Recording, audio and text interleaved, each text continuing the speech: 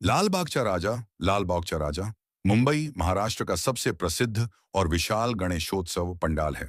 इसे गणेशोत्सव का राजा भी कहा जाता है। मुख्य जानकारी: स्थापना वर्ष 1934, स्थान लालबाग परेल मुंबई, आयोजन लाल बागचा राजा सार्वजनिक गणेशोत्सव मंडल द्वारा। विशेषता: यहाँ स्थापित गणपति बप्पा की मूर्ति को नवसाचा गणपति यानी मनोकामना पूरी करने वाले गणपति कहा जाता है। श्रद्धा: भक्तों का विश्वास है कि लाल बागचा राजा के सामने मांगी गई हर मनोकामना पूरी होती है। क्यों प्रसिद्ध है? मुंबई का सबसे बड़ा और भव्य गणेशोत्सव यहाँ होता है।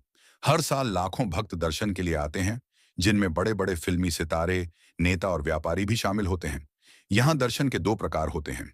एक, नवसाचा दर्शन, जहां भक्त अपनी मनोकामना व्यक्त करते हैं। दो, मूर्ति दर्शन, जहां भक्त केवल बप्पा के दर्शन कर सकते हैं। मूर्ति की खासियत: मूर्तिकार हर साल अलग शैली में भगवान गणेश की प्रतिमा बनाते हैं। मूर्ति की ऊंचाई प्रायः 15-20 फीट होती है। सजावट बेहद भव्य और आकर्षक होती है। लाल बागचा राजा सिर्फ एक पंडाल नहीं, बल्कि विश्वास और भक्ति का प्रतीक है। यहाँ हर वर्ग के लोग बिना भेदभाव के बप्पा के चरणों में आते हैं और अपनी समस्याओं का हल, खुशहाली और सुख शांति की प्रार्थना करते हैं। गणपति बप्पा मोरया। क्या आप चाहेंगे कि मैं आपको लाल बागचा राजा की 2025 की ताजा मूर्ति की तस्वीर दिखाऊं? बहुत बढ़िया, तो आइए मैं आपको लाल बागचा राजा की संपूर्ण कथा और महत्व में विस्तार से सुनाता हूं। इसमें मैं इतिहास, परंपरा, दर्शन, भक्ति, सामाजिक योगदान और सांस्कृतिक महत्व सब कुछ शामिल करूंगा। लाल बागचा राजा। भक्ति, विश्वास और परंपरा की अमर गाथा प्रस्तावना। भारत सदियों से धार्मिक और सांस्कृतिक परंपराओं का गढ़ रहा है। यहाँ हर उत्सव में केवल रीति रिवाज ही नहीं, बल्कि समाज और संस्कृति की आत्मा बसती है।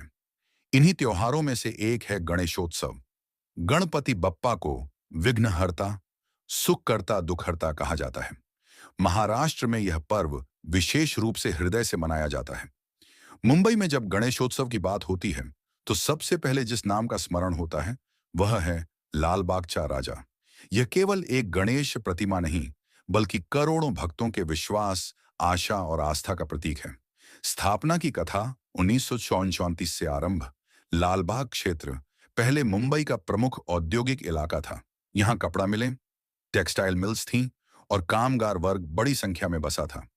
1934 में इस इलाके में एक मंडल की स्थापना हुई, जिसका उद्देश्य था श्रमिकों और आम जनता को एकजुट कर एक ऐसा आयोजन करना जिससे समाज में भाईचारा और भक्ति का संदेश फैले। यहीं से शुरू हुआ लाल बागचा राजा सार्वजनिक गणेशोत्सव मंडल। 1934 में पहली बार भगवान गणपति की प्रतिमा स्थापित की गई। उस समय किसी ने सोचा भी नहीं था कि यह गणेश प्रतिमा आगे चलकर देश विदेश में प्रसिद्ध होगी। नवसाचा गणपति का विश्वास: लाल बागचा राजा को लोग नवसाचा गणपति कहते हैं। नवस का अर्थ है मनोकामना। भक्तों का विश्वास है कि यहाँ आकर मांगी गई हर मनोकामना पूरी होती है। कोई नौकरी पाने की प्रार्थना करता है, कोई व्यापार में सफलता चाहता है, कोई संतान सुख की मनोकामना करता है, तो कोई अपनी बीमारी से मुक्ति की कामना करता है। ऐसे हजारों किस्से हैं जिनमें लोगों ने अपने जीवन की सबसे बड़ी इच्छाएं बप्पा के चरणों में रखीं और समय के साथ उन्हें पूर्ण होते देखा। यही कारण है कि लाल बागचा राजा केवल गणेशोत्सव का हिस्सा नहीं, बल्कि भक्ति का जीवंत केंद्र बन गया। मूर्ति की विशेषताएं: हर साल मूर्तिकार एक नई प्रतिमा गढ़ते हैं। मूर्ति की ऊंचाई लगभग 15 से 20 फीट होती है।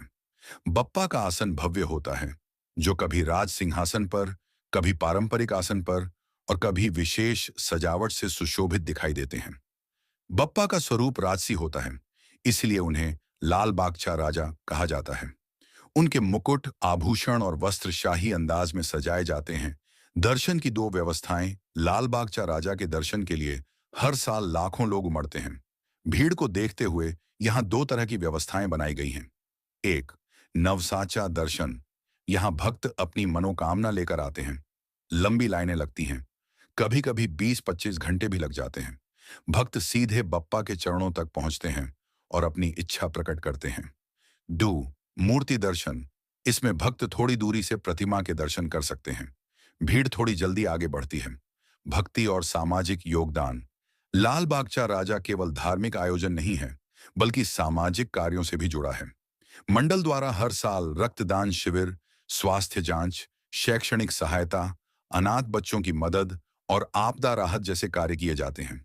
कोरोना महामारी के दौरान भी मंडल ने ऑक्सीजन, भोजन और दवाइयां उपलब्ध कराईं।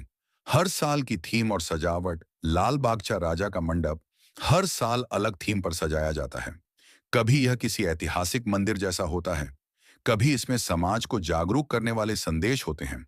बिजली, रोशनी और सजावट इतनी भव्य होती है कि लोग इसे देखने ही खींचे चले आते हैं। प्रसिद्धि और आकर्षण मुंबई ही नहीं, पूरे भारत से भक्त यहाँ आते हैं। फिल्मी सितारे, क्रिकेटर, उद्योगपति और नेता भी लाल बागचा राजा के दर्शन करने पहुंचते हैं। विदेश से भी श्रद्धालु आते हैं। अनंत चतुर्दशी का विसर्जन गणेशोत्सव के 10वें दिन यानी अनंत चतुर्दशी पर बप्पा का विसर्जन होता है। यह विसर्जन यात्रा मुंबई की सबसे लंबी और प्रसिद्ध होती है। लाखों भक्त नाचते गाते हुए गणपति बप्पा मोरया, पुड़च्छ्या वर्षीय लवकर या के नारे लगाते हैं। कभी कभी विसर्जन यात्रा 20-24 घंटे तक चलती है। सांस्कृतिक महत्व लाल बागचा राजा ने केवल धार्मिक पहचान ही नहीं बनाई, बल्कि मुंबई की सांस्कृतिक आत्मा बन गया। यहाँ हर धर्म, जाति, वर्ग और समुदाय के लोग आते हैं। यह उत्सव मुंबई की एकता में अनेकता का सबसे सुंदर उदाहरण है। निष्कर्ष, लाल बागचा राजा केवल एक गणेश प्रतिमा नहीं, बल्कि विश्वास का केंद्र है। करोड़ों लोग इसे अपनी आस्था, अपने जीवन और अपने सपनों का आधार मानते हैं। मुंबई की चहल पहल, रोशनी, भाग दौड़ और भीड़ में भी जब बप्पा का उत्सव शुरू होता है, तो हर कोई अपने दुख भूलकर बस एक ही स्वर में पुकारता है, गणपति बप्पा मोरया, लाल बागचा राजा मोरया।